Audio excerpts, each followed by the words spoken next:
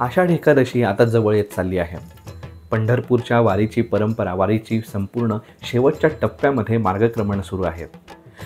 महाराष्ट्रातून कानाकोपऱ्यातून आलेल्या संतांच्या दिंड्या आता पंढरपूरजवळ दाखल होण्यास देखील सुरुवात झाली आहे. आता उत्सुकता आहे रिंगणांची. हे रिंगण संपूर्ण ह्याच्यामध्ये एक विहंगम दृश्य असतं. मध्ये पालखी, त्याच्या भोवती जमलेले वारकरी, टाळ मृदुंगांच्या घोषामध्ये दंग झालेले वारकरी, नाचत असलेले वारकरी आणि मधोमध फिरणारे अश्व. हे रिंगण बघणं हे सुद्धा एक अतिशय नयनरम्य आणि विहंगम दृश्य असतं. आज जाणून घेऊया याच रिंगण परंपरेबद्दल. हे रिंगण नेमकं असतं काय? या रिंगणांची ऐतिहासिक पार्श्वभूमी नेमकी काय आहे? किती प्रकारची ही रिंगणं होत असतात आणि रिंगणांचं वारकऱ्यांच्या आयुष्यातील असलेलं महत्त्व, या सगळ्याचीच माहिती आजच्या व्हिडिओमधनं करून घेऊया. नमस्कार, मी हर्षद वैद्य, हिंदुस्तान पोस्टमध्ये आपल्या सर्वांचं स्वागत करतो. आधी समजून घेऊया रिंगण म्हणजे काय. तर रिंगण म्हणजे काय? तिथे एका मोकळ्या मैदानावरती पालखी मधोमध उभी केली जाते. त्याच्या भोवती गोलाकार आपली जागा घेऊन लोक उभे असतात, वारकरी उभे असतात आणि या वारकऱ्यांचा जयघोष चालू असतो, ज्ञानेश्वर माऊली तुकारामाचा गजर चालू असतो, टाळ मृदुंगांचा गजर चालू असतो आणि मधोमध अश्व फिरत असतात. यालाच रिंगण म्हटलं जातं. पण या रिंगणांची ऐतिहासिक पार्श्वभूमी मात्र फारशी मिळत नाही.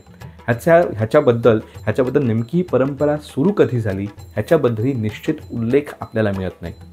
संत साहित्याचे अभ्यासक डॉक्टर सदानंद मोरे यांनी याच्याबद्दल सांगितलं आहे की सरदार दरकारांची जी लष्करी शिस्तीची परंपरा वारीला मिळाली आहे, यातूनच या रिंगण परंपरेचा जन्म झाला आहे.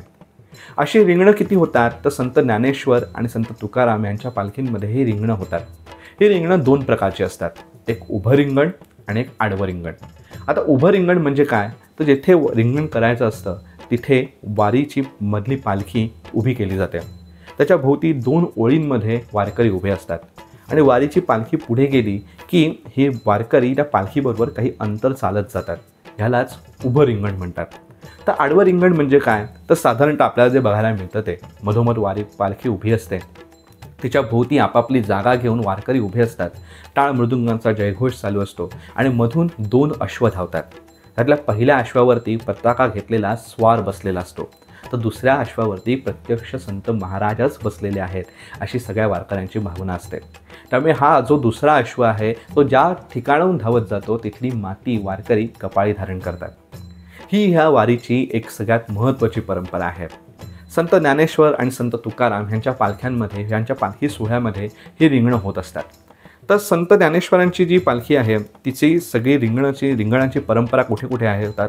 तर त्यांची चांदोबाचा लिंब, वाखरी जवळची बाजीरावाची विहीर, तर वाखरी येथं गोल रिंगण होतं. तर माळशिरस, खुर्डूस फाटा, ठाकूरबुवा समाधी, भंडी शेगाव या ठिकाणी या संत ज्ञानेश्वरांच्या पालखीची उभी रिंगणं होत असतात. तर संत तुकारामांच्या पालखीची रिंगणं कुठे होतात? तर बेलवंडी, अकलूज येथे आडवी रिंगणं होतात. तर बोरगाव आणि वाखरी येथे शेवटचं उभं रिंगण होत असतं. ही संत ज्ञानेश्वर आणि संत तुकाराम यांच्या पालखीमध्ये कुठे कुठे उभी रिंगणं आणि कुठे कुठे आडवी रिंगणं होतात ह्याची ही माहिती. आता जाणून घेऊया या वारीतील रिंगणांचं सगळ्या वारकऱ्यांच्या आयुष्यातील असलेलं महत्त्व काय. तर मुळात वारी म्हणजे संत परंपरेत सांगितलं जातं की वारी म्हणजे आपल्या आयुष्यातील कर्ममार्गावरती चालत जात परमेश्वराच्या भेटीचं साधन करून घेणं किंवा परमेश्वराला भेटायला जाणं. ह्याच्या म्हणजेच ही सगळी जी परंपरा आहे ह्यालाच वारी म्हटलं जातं. या वारीला परमेश्वराला भेटायला जात असताना आपल्या कर्ममार्गाचं, आपल्या कधी कर्म करतो त्याचं एक अतूट साखळी आपल्या भोवती असते. ह्या साखळीचंच प्रतीक म्हणजे ही रिंगणं.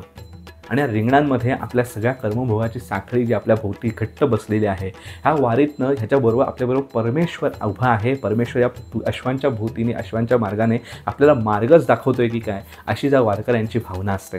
आणि ह्याच्यातून ही रिंगण परंपरा साजरी होते आणि रिंगणांचं महत्त्व वारकऱ्यांच्या आयुष्यामध्ये घडत जातं. तर अशी असते ही रिंगण परंपरा आणि अशी आहे ह्याच्याबद्दलची माहिती.